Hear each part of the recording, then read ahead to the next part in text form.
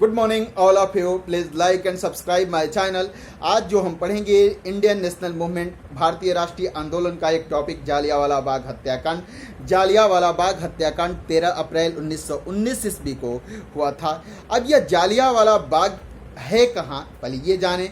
यह जालियांवाला जो बाग है यह पंजाब के अमृतसर शहर में है। अब इसको जालियांवाले बाग के नाम से क्यों जानते हैं कि यह बाग पहले जल्ली नामक व्यक्ति का बाग हुआ करता था। उसी जल्ली के नामक व्यक्ति के नाम पर इस बाग का नाम जालियांवाला बाग पड़ा। जालियांवाला बाग हत्याकांड यह क्या है, इसे अब समझें।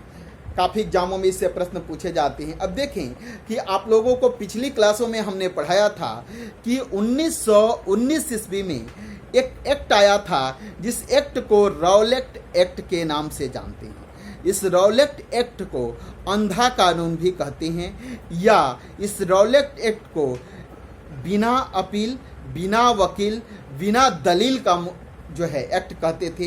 इस एक्ट में यह प्रावधान था कि ब्रिटिश सरकार यानी ब्रिटिश प्रशासन किसी भारतीय को कभी भी गिरफ्तार कर सकती थी बिना उसके गिरफ्तारी का कारण बताए हुए। अगर जब तक ब्रिटिश सरकार की इच्छा हो, ब्रिटिश प्रशासन को उसे नज़रबंद या गिरफ्तार करके रख सकती थी। इसके लिए उसे कोर्ट में कोई जवाब नहीं देने पड़ेंगे और न ही ब्रिटिश सरकार आपको यह बताएगी कि गिरफ्तारी क्यों हुई, कब तक होगी और कहाँ रखी है। इस एक्ट को लाने का मुख्य उद्देश्य भारतीय राष्ट्रीय आंदोलन को कुचलना था। ब्रिटिश सरकार की यह नीति पॉलिसी इसलिए आई कि ब्रिटिश सरकार चाहती थी कि जो भारत में राष्ट्रवाद और राष्ट्रीय आंदोलन जो उभर रहा है इसे कुचल दिया जाए। यानी कि जितने राष्ट्रीय आंदोलनकारी और उसके नेता हैं उन सबको गिरफ्तार करके और ऐसे जगहों पर भेज दिया जाए जिससे कि पुनः भारत में आंदोलन ना हो पाए। तो इस एक्ट के विरोध में भारत के अलग अलग हिस्सों में सभाएं हो रही थी, आंदोलन हो रहे थे। इसी क्रम में, इसी दौरान, इसी का एक हिस्सा पंजाब राज्य में हो रहा था। पंजाब राज्य में इस एक्ट के विरोध में काफ़ी प्रदर्शन हो रहे थे। इस प्रदर्शन के दौरान पंजाब के नेता डॉक्टर सत्यपाल और डॉक्टर सैफुद्दीन किचलू की गिरफ्तारी हो गई। डॉक्टर सत्यपाल और किचलू की गिरफ्तारी के बाद पंजाब में मार्शल लॉ लग गया। अब मार्शल लॉ लगने के बावजूद भी क्या हुआ कि सत्यपाल और किचलू की गिरफ्तारी के खिलाफ आंदोलन करने के लिए जालियांवाला बाग में पंजाब के आंदोलनकारी जनता इकट्ठा हो रही थी एक सम्मेलन के लिए। अब सरकार की भी मंशा यही थी कि इनकी हत्या करें, क्योंकि मार्शल लॉ लगा था। यदि पुलिस प्रशासन चाहता तो पहले ही यह लोगों को यहाँ आने नहीं देता, इकट्ठा नहीं होने देता। लेकिन शायद सरकार की यह पूर्व योजना थी कि लोग इकट्ठा हों और लोगों की हत्या की जाए। अब जब लोग इकट्ठा हो गए तो क्या हुआ कि इसकी खबर जनरल डायर को मिली।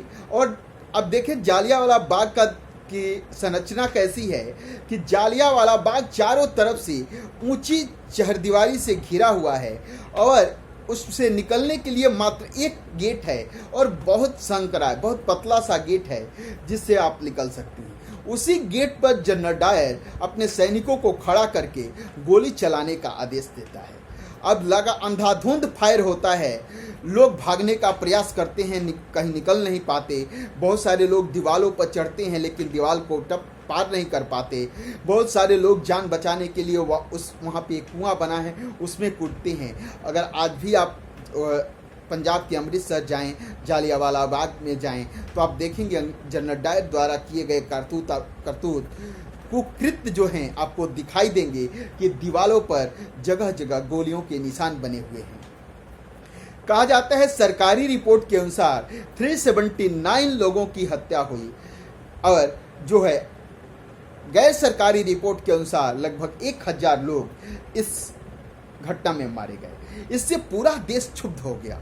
सारे देश में अंग्रेजों के प्रति नफरत की एक लहर दौड़ गई और सभी लोग इस निरीह घटना की काफी निंदा कर रहे थे।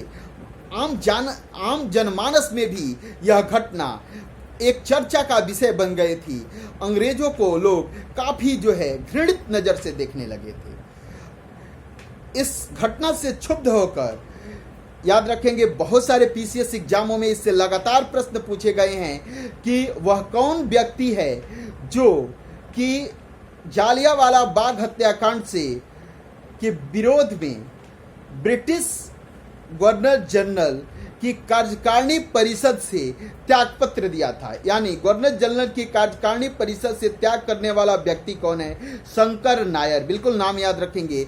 जालियांवाला बाग हत्याकांड के विरोध में शंकर नायर ने गवर्नर जनरल की कार्यकारिणी परिषद से त्यागपत्र दे दिया।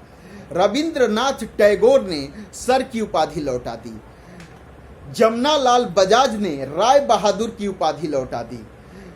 महात्मा गांधी ने केसरे हिंद की उपाधि लौटा दी। और काफी भर्त्सनाएं होने लगी। सब लोग इस घटना से काफी दुखी थे। ब्रिटिश सरकार भारतीयों के इस असंतोष को देखते हुए, इस असंतोष को कम करने के लिए एक कमेटी का गठन कर दिया। अक्टूबर में एक हंटर कमेटी का 1919 में, अक्टूबर महीने में 1919 में हंटर कमेटी का गठन किया। यह कमेटी इसलिए गठित हुई कि जांच करे कि क्यों घटना हुई, कैसे हुई, कितने लोग मारे गए। ये सारी चीज़ें की जांच के लिए यह कमेटी ब्रिटिश सरकार ने बनाई थी। जालियांवाला बाग हत्याकांड के जांच के लिए इसे हंटर कमेटी कहते हैं। कब बनाई? अक्टूबर 1919 ईस्वी में।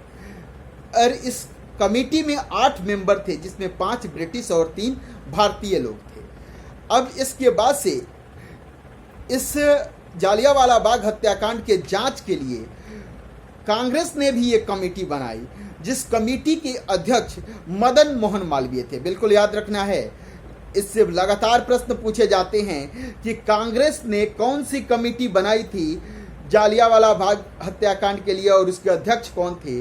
तो यह कमेटी थी मदन मोहन मालवीय कमेटी और इसके अध्यक्ष कौन थे? मदन मोहन मालवीय। इसके अन्य सदस्य कौन थे? तो इसके अन्य सदस्य थे मोतीलाल नेहरू।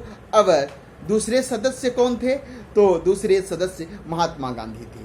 तो जालियांवाला बाग हत्याकांड के विषय में आप लोगों ने समझा कि जालियांवाला बाग हत्याकांड कब हुआ? 13 अप्रैल 1919 को हुआ था। इस पर एक कमेटी, इसमें कम से कम 1000 लोग मारे गए थे। यह कहाँ पे है? पंजाब के अमृतसर शहर में है। और यह घटना क्यों हुई? रौलट एक्ट के विरोध में सभाएं हो रही थी। सत्यपाल खिचलू की गिरफ्तारी हुई थी। इसी गिरफ्तारी के लिए क्या था? एक सम्मेलन हो रहा था। इसी सम्मेलन में जनरल डायर ने सैनिकों पर गोली चलाने का आदेश दे दिया। बहुत सारे सैनिक मारे गए। That's all.